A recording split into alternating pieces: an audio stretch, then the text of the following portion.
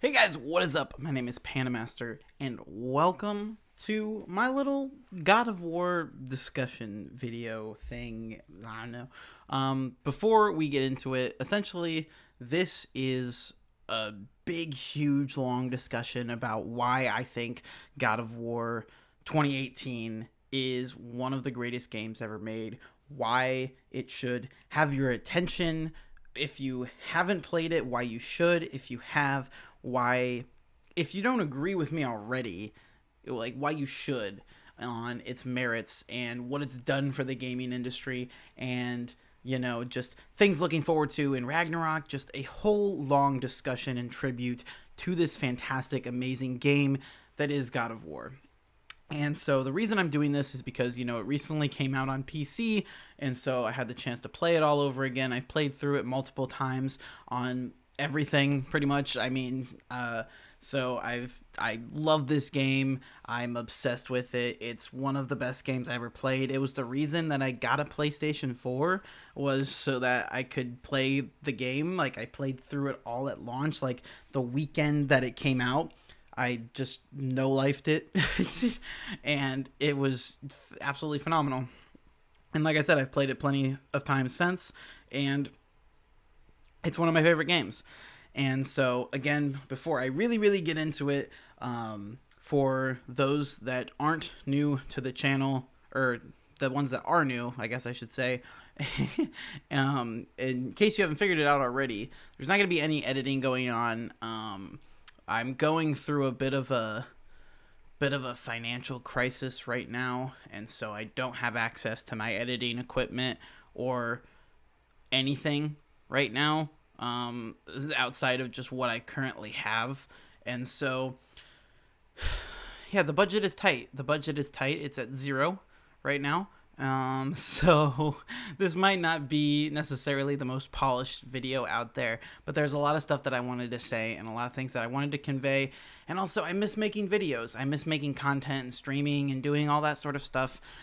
And so, I talked about it with some of the regulars about doing this sort of thing, and they were all super for it. And so, yeah, this is just me being candid about, one of my favorite games.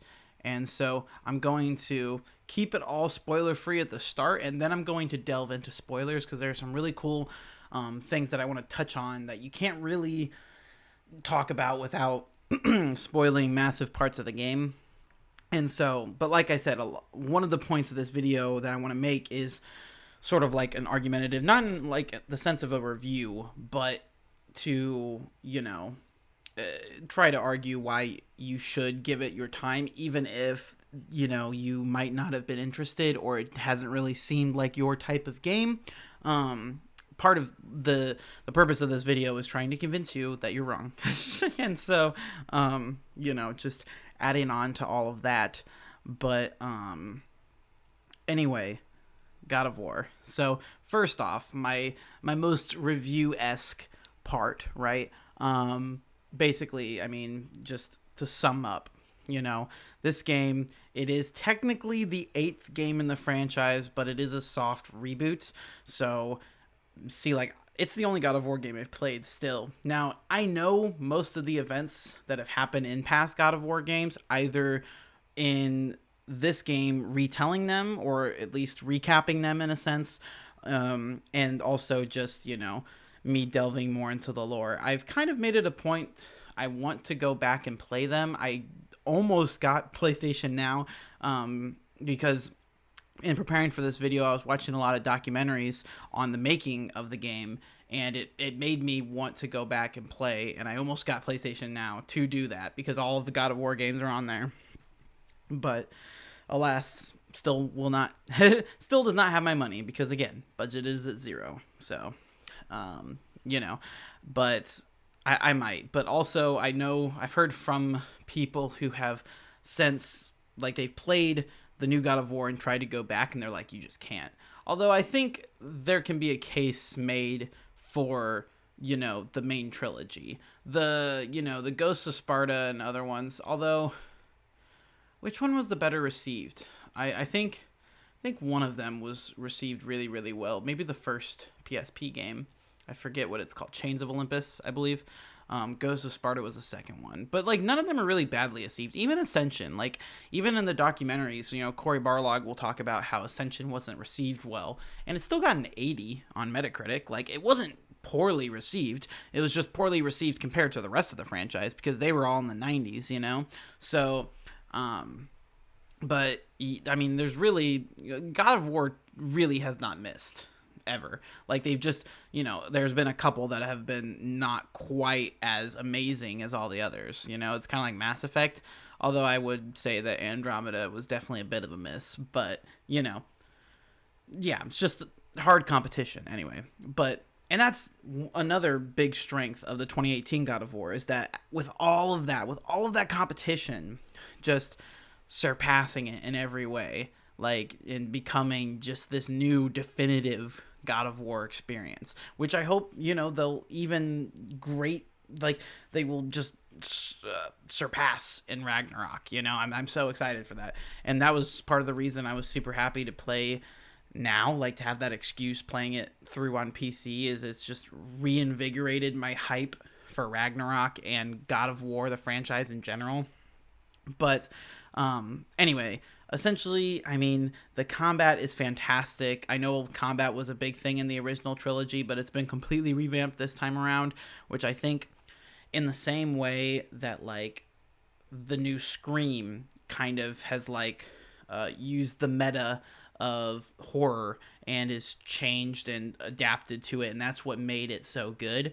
In the same way, the 2018 God of War kind of adapted to the hack and slash genre as it is today, slash action adventure-ish, because I feel like it sort of moved more towards the action adventure genre than hack and slash, because I think the hack and slash genre as we knew it has kind of died off, like I guess in the more traditional sense of a fixed camera, that sort of thing. We don't really see all that much. It has kind of like folded into the action adventure genre, I feel. And so, like we see that as part of the I guess changes that the new God of War makes. But you've seen a lot of franchises kind of, if they still go, because a lot of hack and slash franchises have kind of died off at this point, but not too many stick around. Like DMC's the only prominent hack and slash franchise I can really think of right now, just off the top of my head. But like I said, God of War kind of pivots, and that's basically, I mean, I feel like that's the best way to sum up this game is a pivot, because it's a soft reboot. It's not a complete reboot. It is a sequel, but it's also set in a completely new environment, right? Because the original trilogy was set in Greek mythology, now it's moved on to Norse mythology, but it's still set in the same continuity. So it's not retconning anything, it's not changing anything that happened, it's still moving forward, and there are plenty of references to the old games in this new one, and if you've played the old God of War games, you'll certainly be able to take in a lot more, just seeing all the references. It's very easy to spot references, even if you haven't played, there's a whole Greek pantheon, like it's pretty obvious when they mention the Greeks. I mean, though, to be fair, I know a lot about Greek mythology, so it's probably easier for me to spot than someone who knows nothing about the pantheon, but like, anyway, but yeah, it's the combat again has pivoted, but it's absolutely fluid. I mean, the Leviathan axe is something that people still talk about today. It's just a fantastic weapon. It's one of those weapons that you just constantly feel. I feel like playing on mouse and keyboard doesn't give you quite the same amount of satisfaction as playing with the controller, and so I feel like that's something that I didn't I didn't appreciate as much going into the PC version, because I just played on mouse and keyboard versus using my controller. Even though I still actually really liked mouse and keyboard for the game, I feel like the controller is still probably the definitive way to play, but definitely having that like accuracy, being able to throw the axe a lot better with the mouse versus, a controller stick with the aiming and things like that. That was definitely a lot of fun, and just I think there's a lot of comfortability with mouse and keyboard on your hands that the controller might not be able to offer in the same way. But definitely with the controller, I mean, the feel of throwing the Leviathan axe is something that few games have replicated, if any.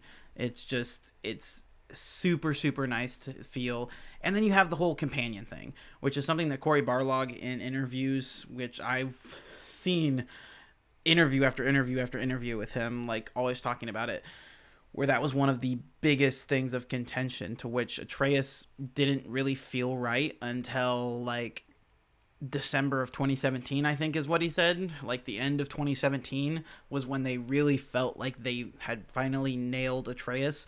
For 4 years, it was just them struggling because obviously Atreus is a huge deal, a huge companion, or a huge part of the story. I mean, he is Kratos' son. That is the big draw.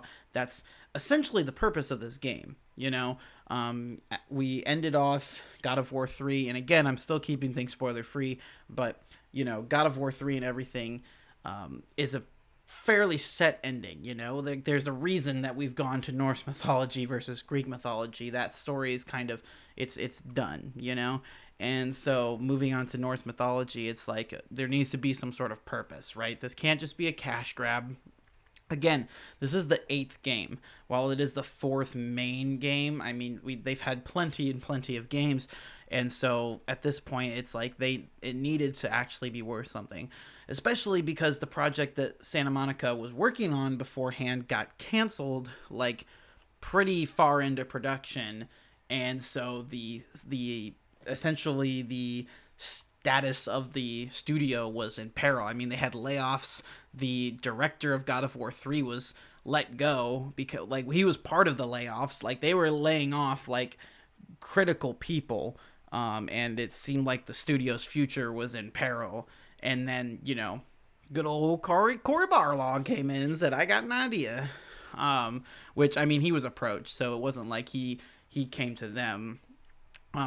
But, you know, he was also at a crossroads because before this point, he was working on Tomb Raider. He was the cinematic director. Before this, he had obviously directed God of War 2 and then started directing God of War 3, but left to go work on Tomb Raider.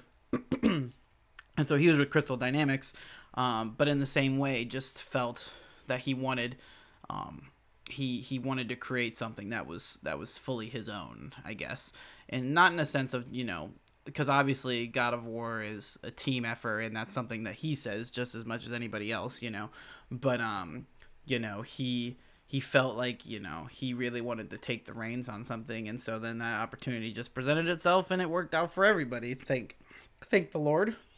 But yeah, there's so many little pieces that came together here. And back to, you know, what I was getting at here is that the story between Kratos and Atreus is, you know, that's why we're here. That's why the game exists. And so having that companion mechanic a lot of times in video games doesn't work out well. And I think what makes it so great here is, and this is something that Cory has explained as well, is that, you know, he's an integral part of the story and the gameplay. He's much more than just a character that just kind of like, you know, occasionally helps and is just kind of there.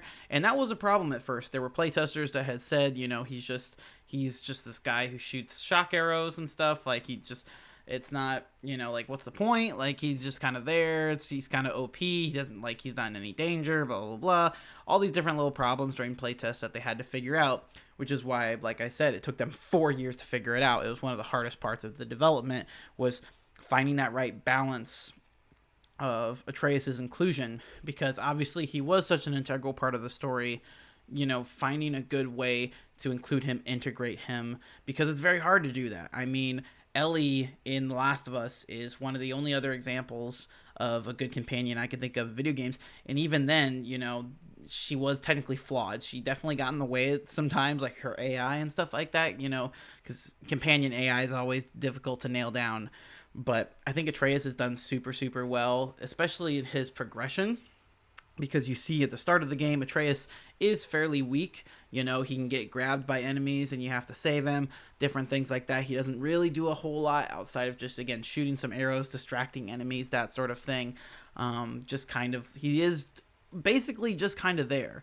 But then as you progress through the game and you both get stronger, he becomes like a wrecking ball, to be honest. Like, I've seen him, because as you upgrade his abilities and different things like that, like, the man starts to actually genuinely kick butt. Like, is just all over the place. He's you get more different types of arrows, different types of abilities, and he's able to pull off more combos and things like that, and becomes a genuine force to be reckoned with. And so as you see him evolve in the story, he also evolves in the gameplay and his level of assistance. And I think that right there was the key to his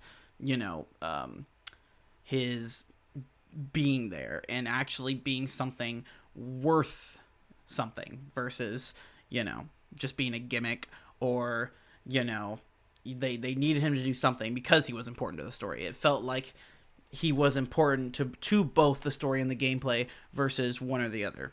And yeah, they said it definitely took them a long time to figure it out, but I'm glad that they did, because it was such an integral part, and I think it definitely makes the game better as a whole. It's just, not only are you building yourself up, you're also building this person up that you are growing with, you're growing as a connection with, because, as I said, the story is very much about Kratos and Atreus. They are father and son, but they have essentially at the start of the game no connection whatsoever. And the story kicks off with this journey of them. The Kratos' wife, Atreus' mother, has passed away, and they are on this journey to fulfill her last wish, essentially. And so that is where we jump into the game, just jumps right into it. And it's essentially these people who are blood that essentially barely even know each other. And just Kratos is this very dark anti-hero, empathetic, is that a word?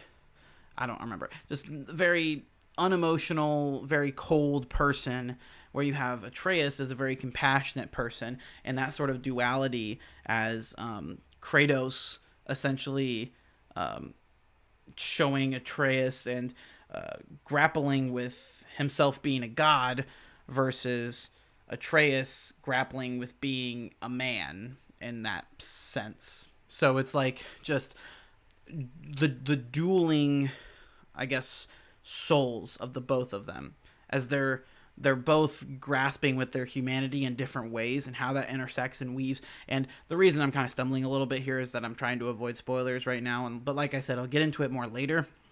But just how that all operates and how they bounce off of each other, and both Christopher Judge and Sonny Suljic just completely kill it in their roles. I mean, these are both like actors, like Sonny as a child, he was in mid-90s and completely killed it. I mean, that's a fantastic movie.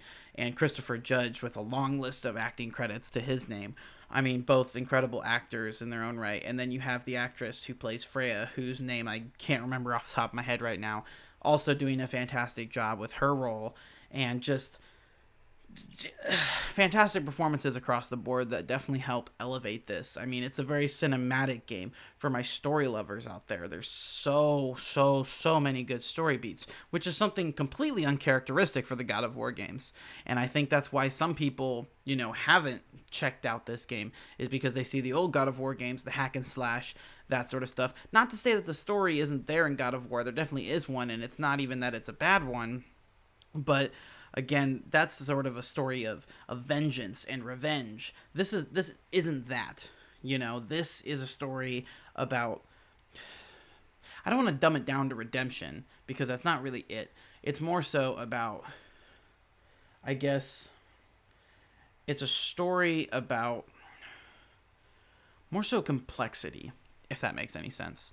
It's a story about things not necessarily needing to be black and white, and a person is more than simply one act or even one part of their life. Like, that there's always second chances for somebody. And again, I don't want to dull it down to just second chances, because it's more than that, which is why I said complexity, because, it's also how you treat your family, and, about that father-son relationship, and about, the traits we pass on to the people that we care about and the people that we raise, and, how our actions affect other people, how it affects us, and dealing with that, and dealing with our humanity, no matter how human or inhuman we are. Essentially, there's so many complex themes throughout the game that make it so special. Not to mention that the game's just a thrill ride to play. I mean, there's so many cinematic sequences of just frenetic action and awesome stuff. Some of the bosses in this game are completely balls to the wall crazy. One of one of his biggest regrets, Cory Barlog's, is, they had to cut a lot of bosses, and they made a lot of the trolls bosses, mostly because, and I thought this was really interesting, because the trolls are so big, they couldn't do the health bar above the head, because you wouldn't be able to see it, with the camera. And so they thought about having it at the ankles, but then it just looked weird. And so they just essentially made them mini bosses, because that was the only way you could realistically see their health. And so they weren't intended to be bosses. But then, they added some more backstory to them, did that sort of thing, and that's just kind of how it ended up. But and that would probably be, that's a lot of people's, I guess, main gripe with the game, is just, some of, could have used maybe some more bosses aside from the main boss, who I don't really, again, I'll keep spoiler free, but there could have been a little more variety in bosses. But there's plenty of variety in terms of enemy design and world design. I mean, you're going to different realms, of course, and that's what's got me so excited about Ragnarok, because there were plenty of realms that we didn't get a chance to explore, or at least explore very much, and so there's plenty of room for them to, keep going here. And I think in them saying that, Ragnarok will be the last game in the Norse mythology, I'm super excited to see the content, because I feel like we're going to get a breadth of content there, just as much as we did this time. I think one of the concerns about sequels like this is that it's just copy and paste, because obviously they're reusing a lot of assets, as they should. I mean, no reason to completely start from scratch when you have all of the building blocks already. But it's always a concern to see, well, how much are they going to recycle? How, are we going to be exploring a lot of the same regions or whatever, and given their commitment to the franchise, I doubt that is the case. But anyway, regardless, I mean, another thing too is the score. Bear McCready, I believe is his name, the composer. Please don't execute me if I'm wrong. It's something along those lines. Fantastic composer. I mean, he also composed Call of Duty Vanguard, which I think the music is the best part of that game, because there's not a lot great to say about that game, but the music is fantastic. And he also has composed a lot of films too, including Godzilla, the second Godzilla movie, King of the Monsters, or whatever that was. I haven't seen it. So yeah, he's a fantastic composer, and the theme is just always something that I think I'm gonna remember forever. Just the deep, dark, I guess, Kratos feeling theme. It was one of those things that it sounds like it's always been there, even though it was something that he came up with this game specifically. It was reminiscent of the old games, but definitely felt new. But again, also felt like it, was always there. It feels definitively Kratos, in the same way that Christopher Judge, even though this is his first time voicing Kratos, feels definitively Kratos. And just everything here feels like it was meant to be here. And which, if you take anything from this, if you've played God of War and you are agreeing with what I'm saying here, if you haven't already, watch the making of documentary Raising Kratos. I mean, there's definitely other stuff you can look at as well, but that is the main thing. It's a 2-hour long film documenting how God of War was made, and it is absolutely fantastic and gives a whole lot of insight into the development process, which is essentially, it was crazy, because there was just I don't want to say setback after setback, but just constantly things going on that they were trying to work around, and just the fact that they created this amazing game when there was so much doubt and pressure. It was, it's just phenomenal, and they're all just, there's so much talent going on there, but also a lot of fun to be had too. Like the motion capture process, a lot of times they approached it as if it were a film. Like they would actually shoot live action to essentially map out the scenes. So the animators would go out and play the roles. Like they wouldn't even use Christopher Judge and like the other actors sometimes. If they weren't doing the motion capture, they would just go out and be on their knees for certain characters or whatever and just film it to set up the shots, right? Because all of this was like a one-shot camera thing. Because as you see, if you play the game, the camera moves and it doesn't cut. It follows the action, all of that sort of thing. It is presented as if the entire game is one shot. And so, the camera's constantly moving and following the action and going wherever it needs to go. And so, they would go in the studio and they would film it to essentially figure out the shots, right? Like they would figure out the angles they would need to go to and then replicate that in the animation. And just all these different techniques they used, and they genuinely looked like they had a lot of fun. Even though there were plenty of times where they weren't having fun because of, crunch and meeting deadlines, and there would be bugs, of course. Like I believe it was about 2 months before the game shipped that they had almost 4,000 bugs that they had cataloged. And so it was just, there was obviously like plenty of mess in there, but the fact that, when the game launched, none of that was in discussion. Like it was flawless. I can't remember a single bug. I mean, obviously I look back on the game very fondly, so I'm sure there might have been a little snag or two that I overlooked because I was just having so much fun with the game. But it's just it was an incredible experience, regardless of. And so if anything, just look at that and like alphas and betas and things like that. Like there's a lot that happens in that time. Definitely don't judge a game by that because, again, like I said, right before it came out, thousands of bugs that they then fixed in those coming weeks.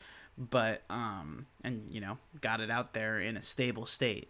And just a lot of hard work. 300 people by the end of production went into making this game, and it was a passion project. I mean, Cory Barlog has said a lot of this has to deal with, him becoming a father. His son was born while he was working on Tomb Raider, and so a lot of that was just, wanting to create something full of emotion, and a lot of it translated into how he saw his son. As Cory Barlog is the type of person, he has a lot of OCD, and he already noticed it in his son during the production of God of War, of his son seeming to carry on that OCD gene, so that made him realize that it was a genetic thing, but just feeling this guilt of passing on something to his son, and his son basically it being completely out of his control. And that theme is explored in the game, as well as, like I said, many other things. And that's one of the brilliant things about the game. And it's just again, it's just praise after praise after praise I can say about it. The game's fluid. It runs perfectly smooth. The cinematography is excellent. The score is excellent. Everything about it is just superb.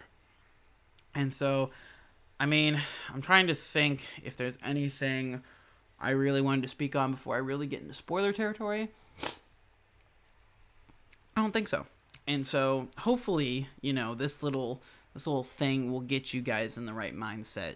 If you haven't played God of War, please jump on it. Also, feel free, I can keep talking about this forever. So if there's anything specific that you want to know that I haven't glanced on or I haven't touched on, be sure to let me know down in the comments or whatever. Like, do whatever you want, But just play this game if you haven't already, because it is a freaking masterpiece, and I love it to death. And so, moving forward into the spoiler territory, so a lot of this that I wanted to talk about came from a fantastic video that I definitely recommend from you guys. It's from Good Blood. It's called Untangling God of War, where they get into essentially God of War's usage of Norse mythology, and a lot of that has to deal with Atreus. And so this is last warning for spoilers, because I am about to spoil a major plot point. But so here we go. So towards the end of the game, of course, we find out the huge twist at the very end is that Atreus is Loki, right? And so a big thing here is that in terms of the mythology and how they followed it, this is what Good Blood, analyzed here. It is pretty much like, it's pretty close to the source material, except for Loki's involvement. That's the big divergence, because, a lot of the stuff that they reference, Loki is involved in. Except obviously he isn't here because he is still a child. But then when you really look at it, it's just, he actually is, he's just involved in different ways. And so this is one of those things of, I say this because of a thing that I never really thought about. And so I'm saying this as sort of a, passing it on. And like I said, definitely go watch Good Blood's video. It'll give a lot more information.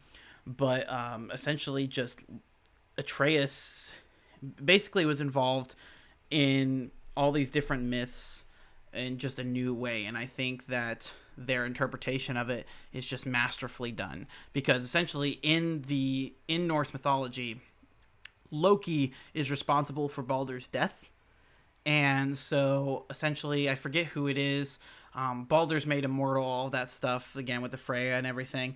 Baldur's made immortal, and then there is someone who has a mistletoe arrow, and Loki is the one who tells him to shoot Baldur, and he does, and that happens to kill Baldur because it's a mistletoe arrow.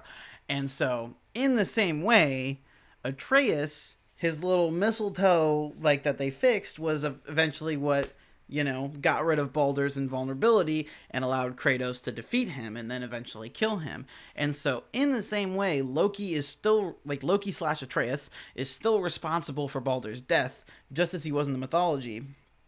And so, again, this is one of those things where it's like, if you are like an expert on Norse mythology, you probably saw this coming at this point, because there's so many different things. Like, that was the prime example. But there's other things as well, such as the World Serpent recognizing Loki, right? Like, Mimir makes a comment about how Jormungandr thinks that he looks familiar. Well, that's because the World Serpent is Loki's son. And according to, if you dig into the lore, according to all of the wooden panels and the wall things, the World Serpent apparently is sent back in time after his battle with Thor. And so, essentially, he is still Loki's son in the mythology, like in God of War. He's just sent back in time. And so the reason he doesn't realize that it's his father is because he obviously didn't know him as a child.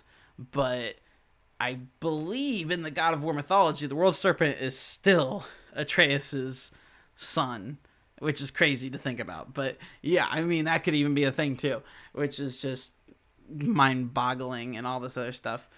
But they also mention Loki and his sons in one of the wall fixtures. I forget what they're called, but those things that Atreus will decipher that you stumble across, one of them mentions Loki and his 3 children, one of them being Fenrir, the wolf, another being the World Serpent, and then Hel, I believe her name's Hel, that she eventually is sent to Hel by Odin to help guard it, who we haven't, as far as like outside of that one reference, I don't believe she's ever mentioned or brought up in God of War, like in the game, outside of just, again, the name drop on that one piece of like lore.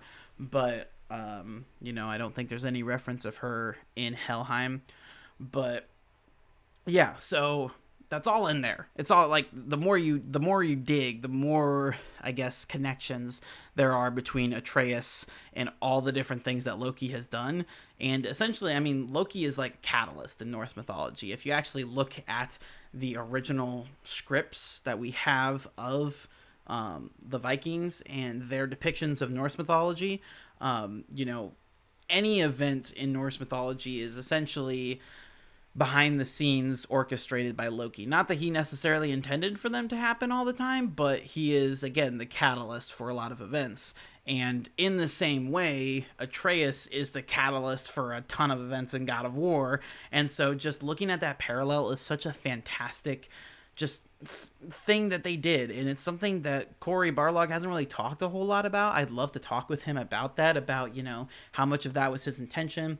Although I imagine the reason he hasn't said much of it is I'm sure there's even more that he's going to get into in Ragnarok. So maybe that's why he's been a little more tight-lipped about it. I don't know. But just looking at the connections between Atreus and the Loki of Norse mythology is just, it's crazy. And like I said, go watch Good Blood's video. It'll go into even more detail about it. But just another fantastic thing that the game did of just taking Norse mythology and like having their own flavor into it. Even the beast, Freya's a wild boar, you know, Loki has connections with that. And so it's just this, yeah, crazy stuff. And so all sorts of cool, amazing little details and I guess Easter eggs almost with the Norse mythology and the handling of that. And there's just a ton of love put into the game. And I cannot wait for Ragnarok. And that's essentially, yeah, that's about it. And I'm trying to think if there was anything else that I really wanted to touch on.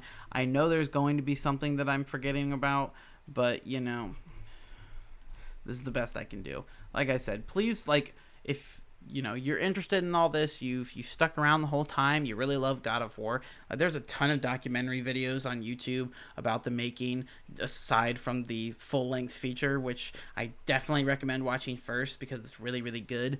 But again, like Untangling God of War from Good Blood, there was a video talking about, there's a video from NoClip, just a short little interview with Cory Barlog, talking about his experience directing, gives a little bit more insight. There was an interview that Mike Mahardy did with GameSpot about, with Cory Barlog talking about making the game. There was some mocap behind the scenes footage that talked about, again, like how they did motion capture and also did some live action stuff. I can't remember if that was the video I watched where it was the CDC demonstration, but all sorts of different stuff where you can, you know, dig into more things, because I feel like I love digging into, I guess, how video games are made, because it's super, super interesting. It's very complex. It's very complicated. And just seeing how the pieces fit together, it just gives you so much more of an appreciation of a game. And so, you know, I hope I have, I guess, convinced more people that into, like, figuring that sort of stuff out and like looking at that stuff themselves. Just in general, NoClip, fantastic channel. That's essentially what they do. They make video game documentaries. I'm forgetting his name. He used to work at GameSpot, but he's the person who founded it. I'm literally looking it up right now because it's gonna drive me crazy until I figure it out. But there goes that. And of course, they don't have it about Danny O'Dwyer. There we go. Danny O'Dwyer is the head of NoClip and just does a fantastic job. And honestly, I'm low-key jealous of what he does. Just being able to talk to a bunch of video game developers, you know, and just learn about how games are made. Not even just like the, oh yeah, you code this, do that, but just, again, learning about how those puzzle pieces fit together, about hearing great stories of great games. And it's super awesome. But I'm going to get out of here. Thank you guys for watching. I hope you guys enjoyed. This is kind of an experiment, I guess, in a sense. This is, again, me showing my love for a game that I'm obsessed with. But also, you know, I want to keep making content. I want to be able to do this sort of thing. I don't have a lot of resources right now.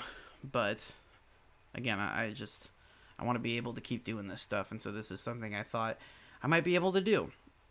But let me know you guys' thoughts down in the comments below. Like if you like this video, subscribe if you want to see more, and I'll see you guys next time for whatever it is I'm doing. All right, see ya.